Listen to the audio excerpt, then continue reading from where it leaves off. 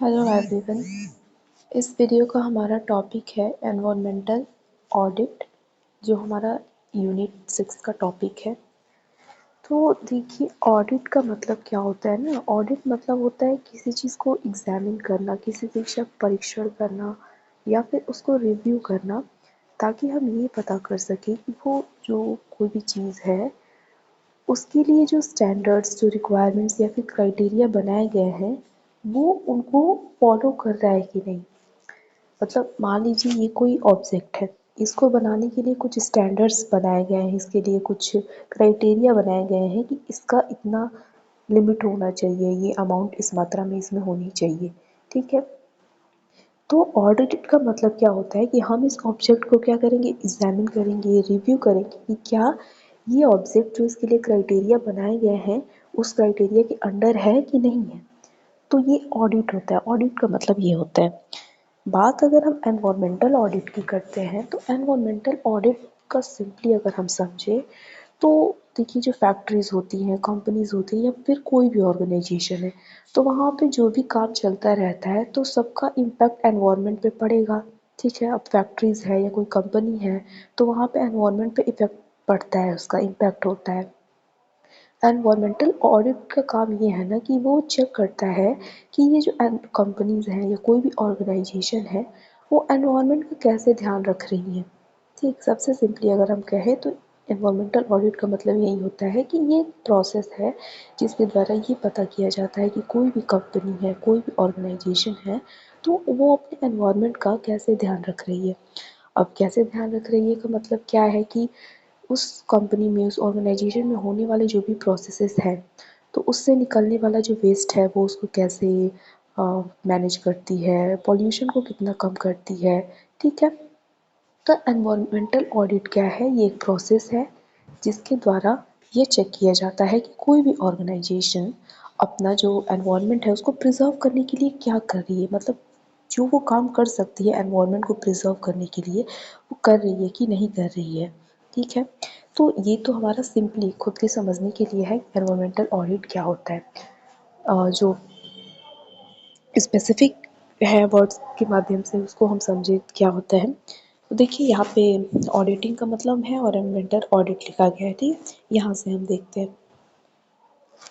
तो देखिए, N environmental audit is a process that assesses the environmental performance of an organization, facility or project। Environmental audit एक process है जिसके द्वारा किसी कंपनी की, ऑर्गेनाइजेशन की या फैसिलिटी की एनवायरमेंटल परफॉर्मेंस क्या की जाती है, एक्सेस की जाती है, मूल्यांकन किया जाता है कि उसका एनवायरमेंटल परफॉर्मेंस कैसा है एनवायरमेंटल ऑडिट के द्वारा। नेक्स्ट है कि environmental audits are a programmatic management tools. Environmental audits क्या होते हैं, प्रोग्रामेटिक मैनेजमेंट टूल्स होते हैं that helps an industry or organization verify compliance environmental norms or requirements, evaluate the effectiveness of the environmental management systems, assess risk and identify correct environmental hazards। ये compliance का मतलब है कि कोई भी चीज़ के लिए कोई रूल्स रेगुलेशंस बनाए गए हैं तो उसको फॉलो करना, तो उसको कॉम्प्लियंस कहते हैं। तो एनवायरमेंटल ऑडिट क्या है, एक प्रोग्रामेटिक मैनेजमेंट टूल है जो किसी भी ऑर्गेनाइजेशन को, इंडस्ट्री को ये वेरीफाई करने में मदद करती है कि उसके लिए जो एनवायरमेंटल रूल्स बनाए गए हैं, रिक्वायरमेंट्स बनाई गई हैं, वो उनके साथ कॉम्प्लाई कर रहा है कि नहीं, मतलब वो उसको फॉलो कर रहा है कि नहीं। जो एनवायरमेंटल मैनेजमेंट सिस्टम्स बनाए गए हैं वो कितने इफेक्टिवली फॉलो हो रहे हैं उस कंपनी में, उस ऑर्गेनाइजेशन में, और रिस्क क्या क्या है। ठीक है। उस एनवायरमेंटल एरिया में रिस्क क्या क्या है और एनवायरमेंटल हैजार्ड्स, जो करेक्ट एनवायरमेंटल हैजार्ड्स हैं उनका पता लगाना। तो इन सब का काम कौन करता है, एनवायरमेंटल ऑडिट करता है। एक बार और हम रिपीट करते हैं कि एनवायरमेंटल ऑडिट क्या है। एनवायरमेंटल ऑडिट एक ऐसा प्रोग्रामेटिक मैनेजमेंट टूल है, ठीक है, जिसके द्वारा कोई भी ऑर्गेनाइजेशन, कोई भी कंपनी ये पता लगाती है कि जो एनवायरमेंटल, जो बनाए गए हैं रेगुलेशंस, नियम कानून बनाए गए हैं, तो वो कंपनी उसको फॉलो कर रही है कि नहीं, कितना इफेक्टिवली जो एनवायरमेंटल मैनेजमेंट सिस्टम्स है वो फॉलो हो रहा है उस कंपनी में, उस ऑर्गेनाइजेशन में। जो रिस्क है, जो हैजार्ड्स हैं, एनवायरमेंटल हैजार्ड्स, वो कौन कौन से हैं उनको आइडेंटिफाई करना, इन सब का काम होता है एनवायरमेंटल ऑडिट का। ठीक है, हम नेक्स्ट डिस्कस करते हैं हम environmental audits are in place to ensure companies do what they can to preserve the environment। तो environmental audit क्या है, इस क्या काम करता है, इस जगह पे काम करता है कि जो कंपनीज हैं वो एनवायरमेंट को प्रिजर्व करने के लिए जो काम कर सकती हैं वो कर रही है कि नहीं कर रही हैं। ठीक है, next point, additionally these audits aim to control a company environmental practices and ensure compliance with the different regulations that may apply to them। तो ये जो environmental audits होते हैं तो ये किसी भी कंपनी को एनवायरमेंटल प्रैक्टिसेस जो है उनको कंट्रोल करने में मदद करते हैं। मतलब कि अगर वो कंपनी कोई भी ऑर्गेनाइजेशन नेगेटिव इम्पैक्ट डाल रही है एनवायरमेंट पे तो उसको कम करने में मदद करती है। और जो डिफरेंट नियम कानून बनाए गए हैं, रेगुलेशन बनाई गई हैं, तो वो उनको कॉम्प्लीमेंस करें, मतलब उसको फॉलो करें। Generally an environmental audit aims to, जो जनरल एनवायरमेंटल ऑडिट का एम है वो क्या क्या है, identify which environmental management practices are working effectively. ये पता करना कि कौन कौन से एनवायरमेंटल मैनेजमेंट प्रैक्टिसेस हैं वो बढ़िया काम कर रहे हैं। कई सारे एनवायरमेंटल मैनेजमेंट प्रैक्टिसेस सिस्टम बनाए जाते हैं, तो कौन से काम कर रहे हैं बहुत बढ़िया। इसके बाद find different areas of improvement when it comes to environmental compliance. तो उन एरियाज को ढूंढना जहाँ पे एनवायरमेंटल मैनेजमेंट को बहुत बढ़िया से फॉलो किया जा रहा है, जहाँ पे इम्प्रूवमेंट हुआ है। ठीक है, नेक्स्ट है access assess new any new and potential risk to the environment. Environment में कोई नया पोटेंशियल रिस्क है जो एनवायरनमेंट को हार्म पहुंचा सकता है, तो इसको क्या करना, पता लगाना। तो ये कुछ जनरल एम्स हैं को किसके, एनवायरनमेंटल ऑडिट के। नेक्स्ट बात करते हैं कॉन्सेप्ट की। तो ये जो एनवायरनमेंटल ऑडिट का कॉन्सेप्ट है वो आया कहाँ से है, तो यूएस से आया है 1970s में।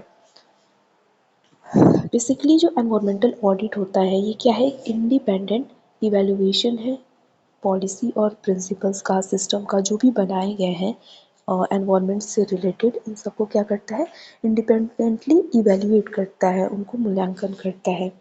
It aims at verification and validation to ensure that various environmental laws are complied with and adequate care has been taken towards environmental protection and preservation।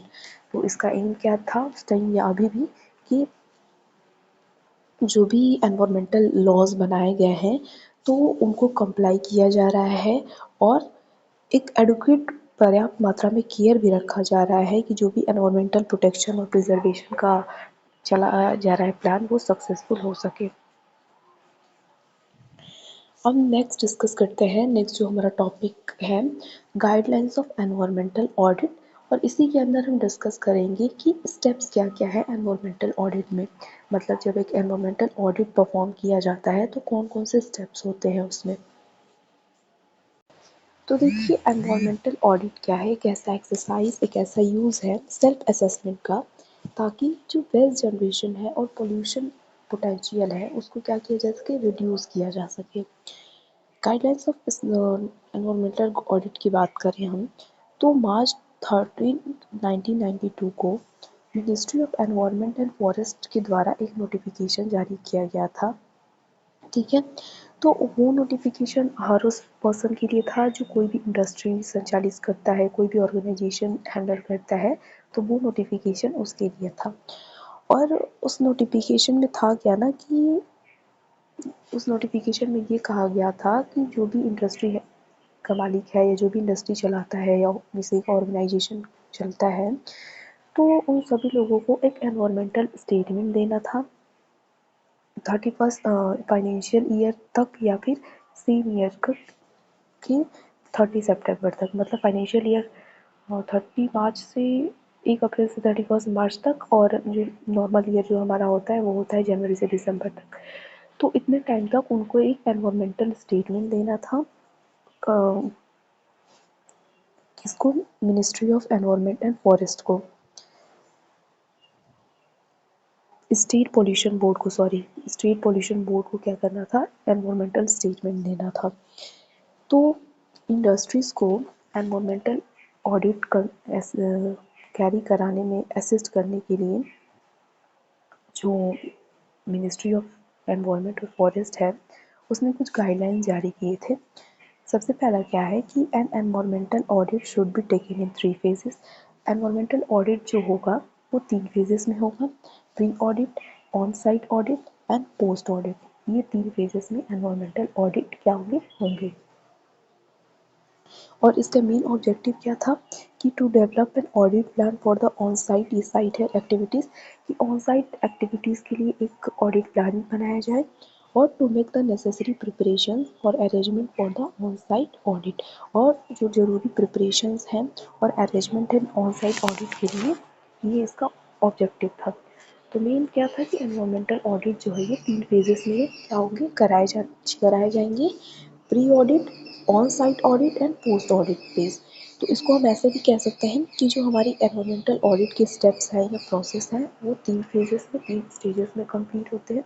सबसे पहला होता है प्री ऑडिट फेज, दूसरा होता है ऑन साइट ऑडिट फेज और तीसरा होता है पोस्ट ऑडिट फेज।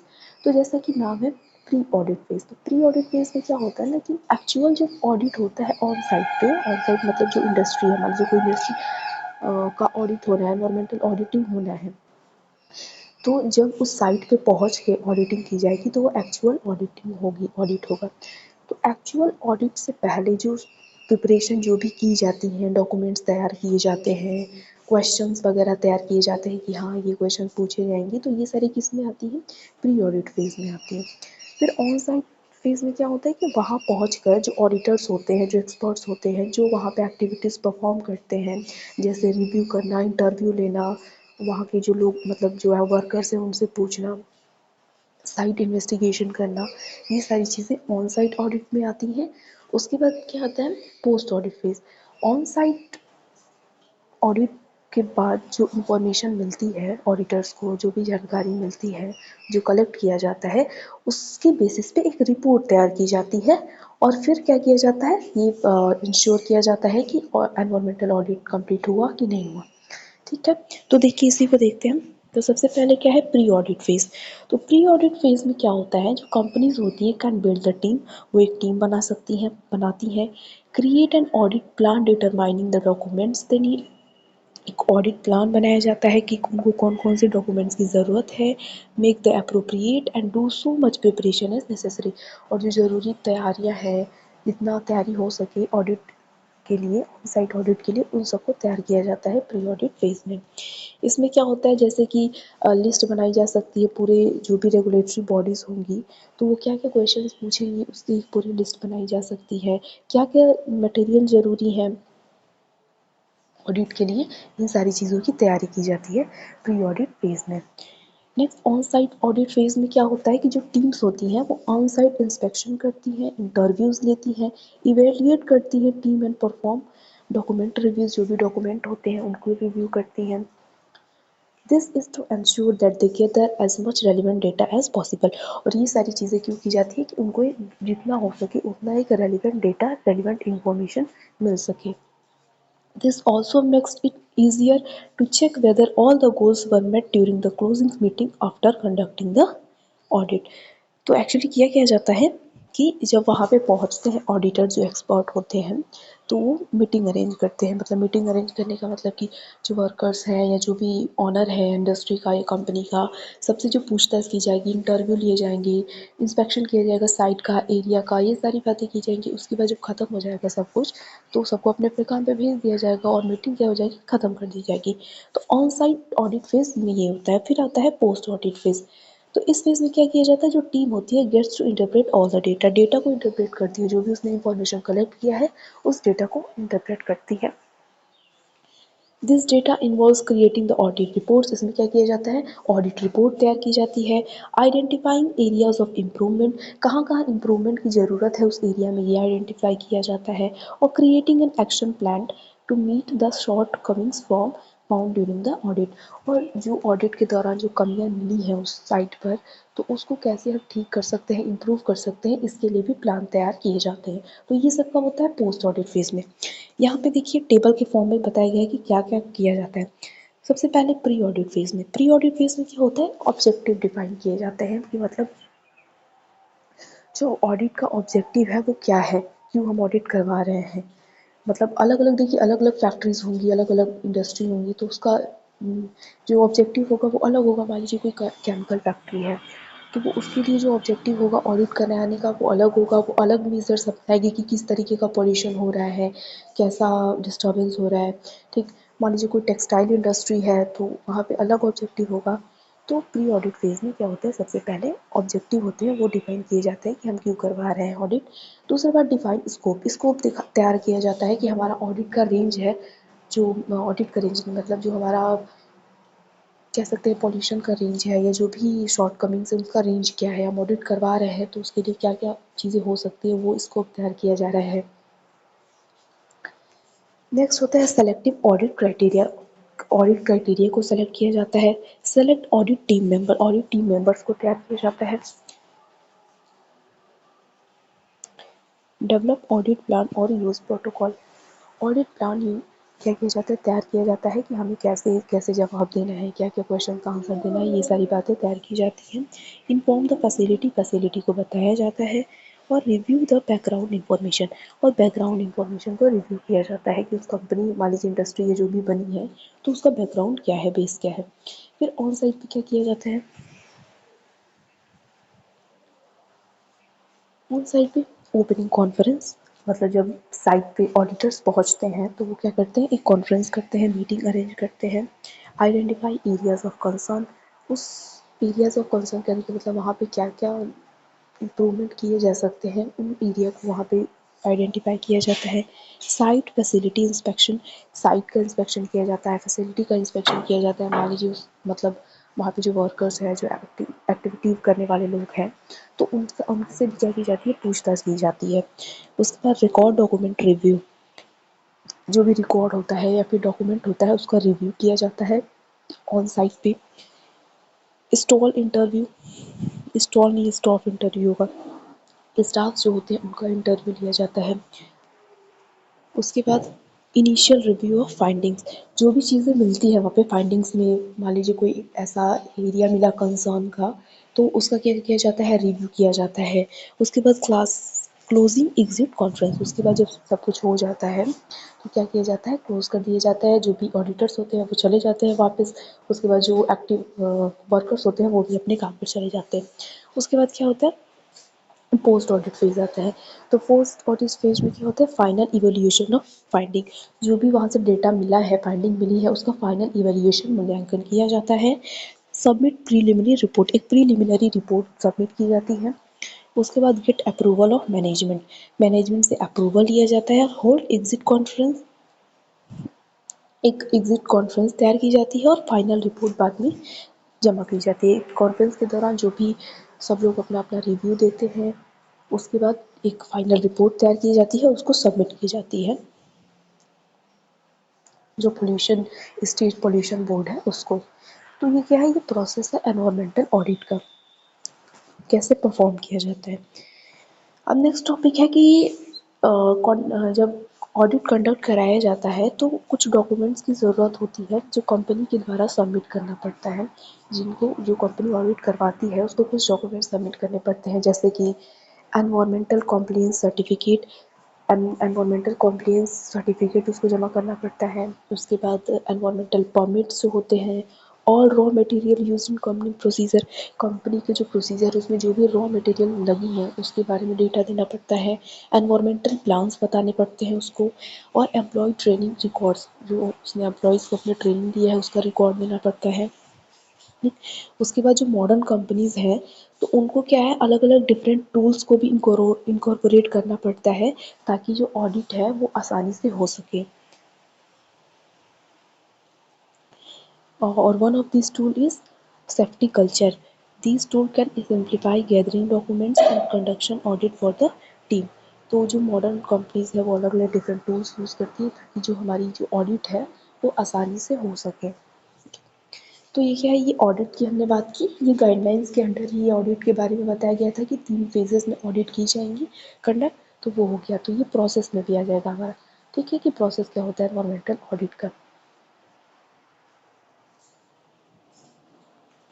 नेक्स्ट जो हमारा टॉपिक है मेथडोलॉजी फॉर एनवायरमेंटल ऑडिट की मेथडोलॉजीज कौन कौन से हैं एनवायरमेंटल ऑडिट को कंडक्ट कराने की।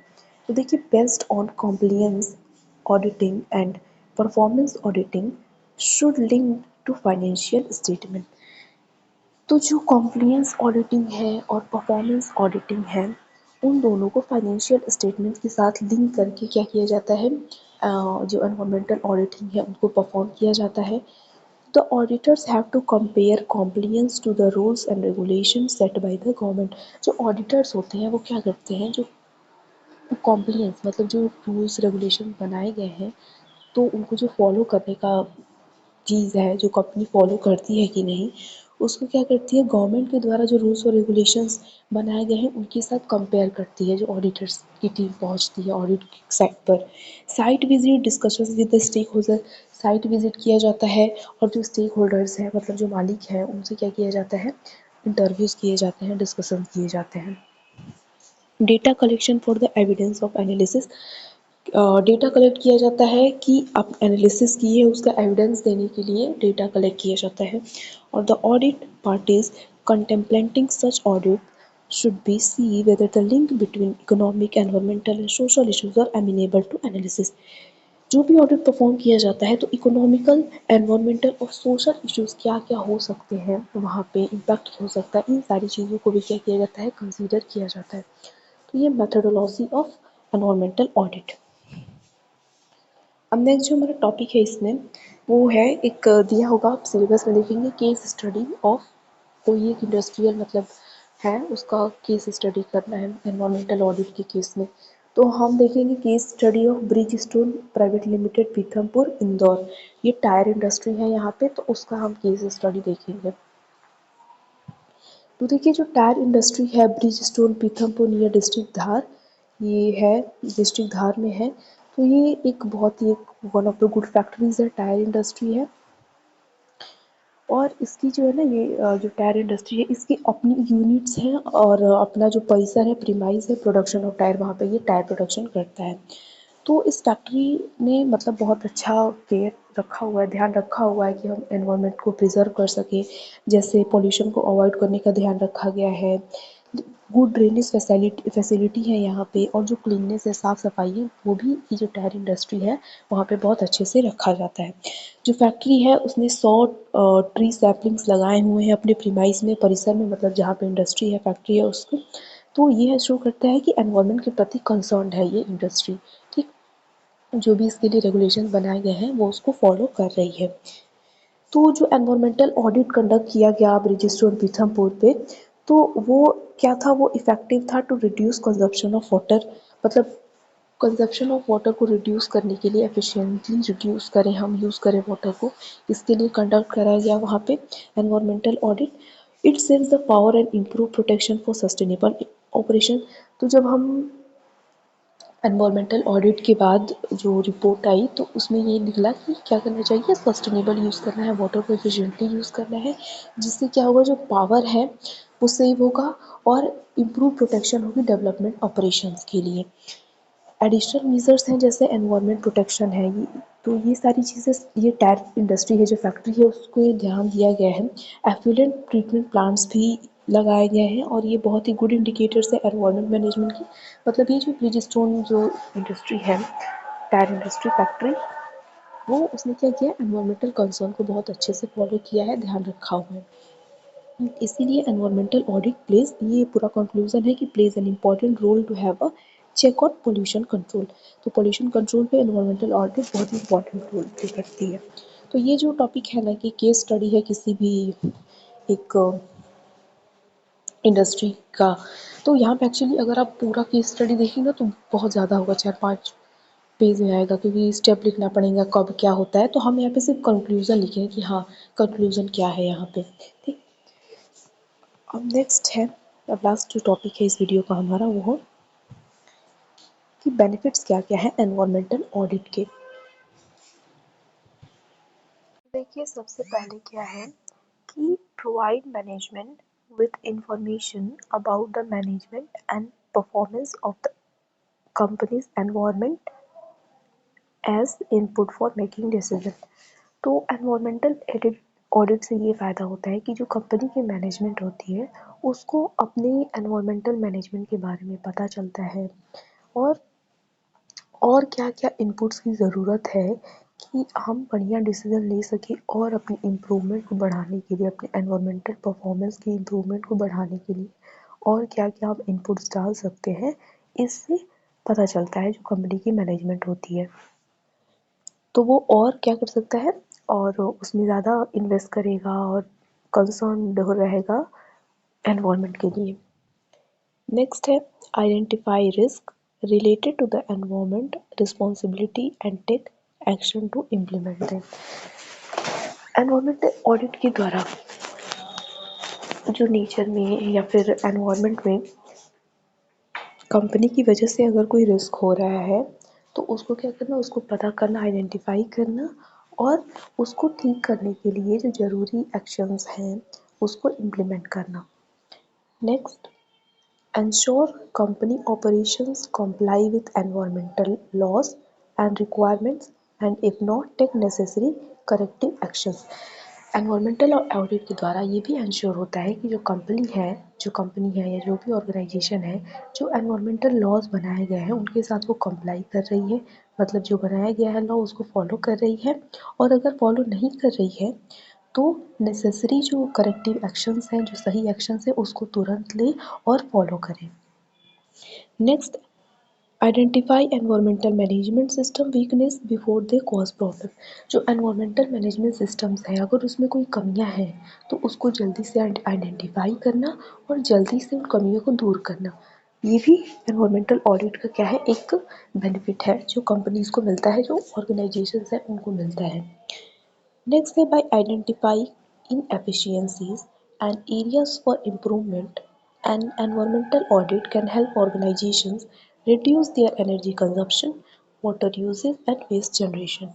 तो इनएफिशिएंसीज के एरिया को आइडेंटिफाई करना मतलब कि एनर्जी कंजप्शन अगर ज़्यादा हो रहा है, वाटर यूसेज ज़्यादा हो रहा है, वेस्ट हो रहा है, तो इन एरियाज़ को क्या करना, मतलब जिन जिन चीज़ों का इनएफिशिएंट यूज़ हो रहा है उनको आइडेंटिफाई करना और उनको इन एफिशिएंटली यूज़ करना।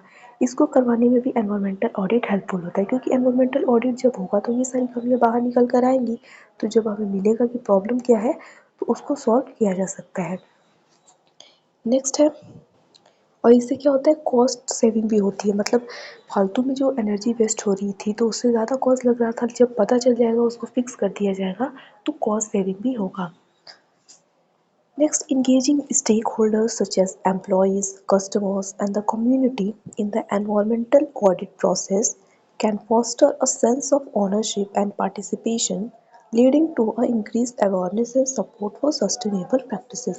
तो जो भी स्टेक होल्डर्स होते हैं, स्टेक होल्डर्स मतलब मान लीजिए उस कंपनी का या ऑर्गेनाइजेशन का जो मालिक है या फिर जो एम्प्लॉयज़ हैं, कस्टमर्स हैं, उन सबको क्या करना, एनवायरमेंटल ऑडिट के प्रोसेस में जोड़ना और उसके माध्यम से एक सेंस ऑफ ओनरशिप, रिस्पॉन्सिबिलिटी की जो एक सेंस है पार्टिसिपेशन का, उसको लोगों के बीच में बढ़ावा देना, ताकि सस्टेनेबल प्रैक्टिसेस जो है वो आगे बढ़ सके।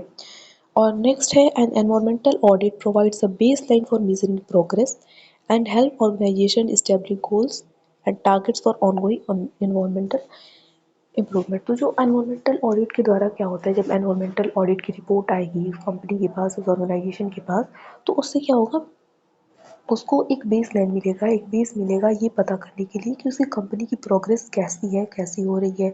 एनवायरमेंटल जो एनवायरमेंटल कंसर्न के लिए जो उस कंपनी ने टारगेट्स बनाए थे, क्या वो पूरे हुए हैं कि नहीं हुए हैं, तो ये सारी बातें भी पता चलती हैं। और फिर अगर टारगेट्स पूरे नहीं हुए होंगे तो उसको क्या करना, पूरा करना। तो एक कंटिन्यूस इम्प्रूवमेंट भी होता रहता है उस ऑर्गेनाइजेशन का एनवायरमेंटल ऑडिट की प्रोसेस के द्वारा। तो ये कुछ बेनिफिट्स हैं एनवायरमेंटल ऑडिट का। और इसी के साथ एनवायरमेंटल ऑडिट का जो ये हमारा वीडियो है और ये हमारा यही ख़त्म, और नेक्स्ट वीडियो में हम नेक्स्ट टॉपिक डिस्कस करेंगे।